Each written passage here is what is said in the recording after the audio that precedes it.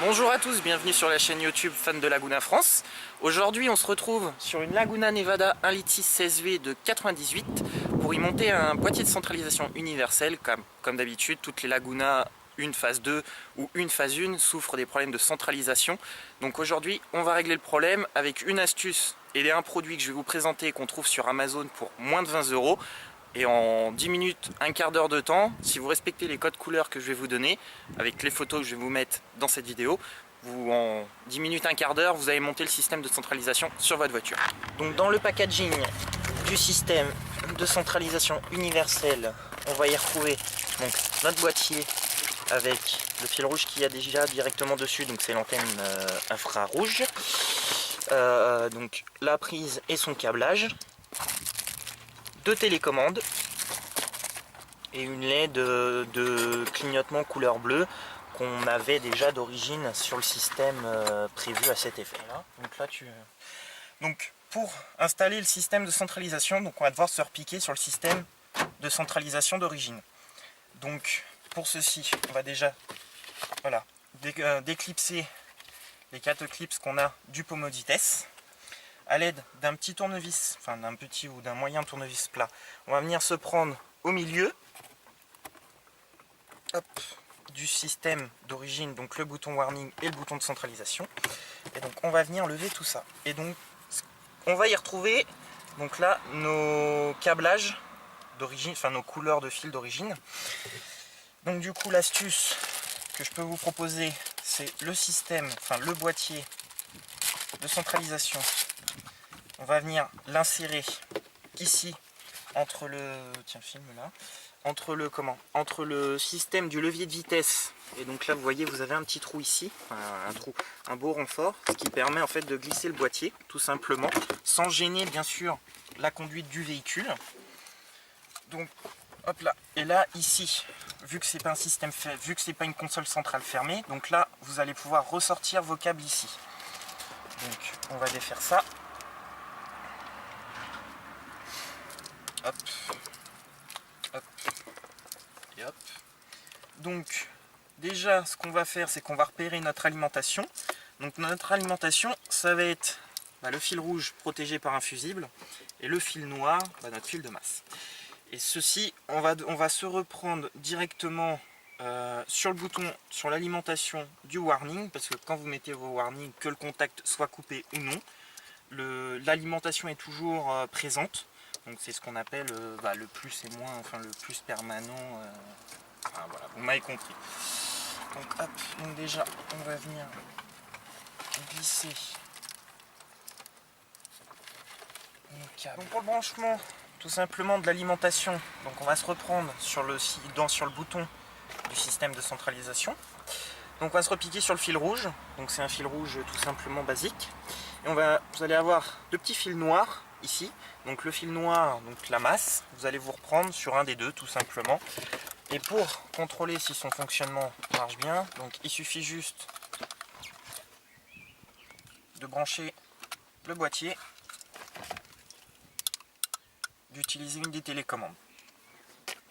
Donc une fois qu'on sait qu'il fonctionne, donc on redébranche et on va maintenant connecter les fils. Donc normalement vous êtes censé en avoir 6. J'ai retiré ce qui était inutile au fonctionnement du boîtier, donc c'est-à-dire le rose, le vert et le bleu. Voilà, parce que c'est pour d'autres types de voitures. Donc du coup ce qu'on va se servir nous, c'est donc les fils jaunes. Donc vous avez un jaune et noir, un blanc et noir, un blanc neutre et un jaune neutre. Donc c'est ces 4 là qu'on va servir. Les deux oranges, on verra s'ils ont leur utilité à la fin. Donc le branchement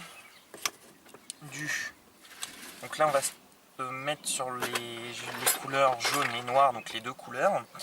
Donc le jaune et noir, donc il faut le dénuder.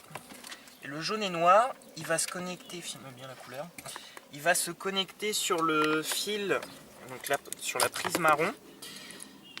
Et il va se connecter sur le fil un peu blanc-beige,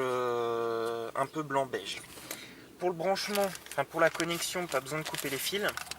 Ce que je vous conseille, c'est d'utiliser les cosses vampires.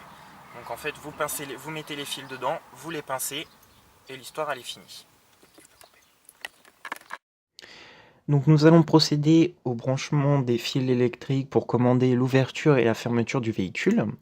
Donc comme dit précédemment dans la vidéo, on doit avoir 6 fils, donc on doit avoir un jaune neutre, un blanc neutre, un jaune et noir et un blanc et noir, plus 2 marrons et les deux fils d'alimentation qui doivent déjà être connectés. Donc pour brancher le blanc et noir, il va falloir prendre le fil de code couleur violette. Pour brancher le jaune et noir, il va falloir prendre le fil de code couleur beige ou blanc. Nous allons prendre, pour brancher le jaune neutre, nous allons nous reprendre sur le fil orange. Et en dernier, pour brancher le fil blanc, donc le fil blanc neutre, nous allons nous reprendre sur le fil de code couleur bleu. Attention, j'ai constaté que sur les Laguna in phase 2, plusieurs codes couleurs existaient pour ce fil-là. Donc on a un bleu turquoise, un bleu foncé, un bleu plutôt marine et un bleu très clair.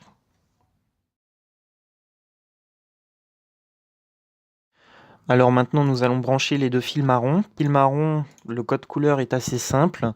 Il suffit juste de nous reprendre un des deux fils sur le fil gris et vert que vous pouvez retrouver sur la prise blanche qui est connectée au bouton warning. Et nous allons nous reprendre sur le fil, et donc le deuxième fil marron, pardon, va se reprendre sur le fil violet et gris du bouton de la prise blanche branché sur le bouton warning du véhicule.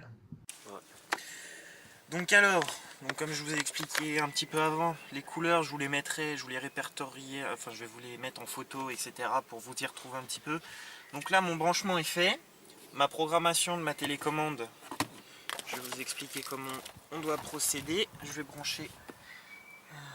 Tu veux la LED ou pas sur ta voiture? Ouais, vas-y. Tu veux le faire kitsch? Allez, allons faire kitsch. Donc, pour l'instant, on va juste brancher ça en mode bâtard. Oups là. Donc, voilà la LED une fois branchée, ce que ça donne.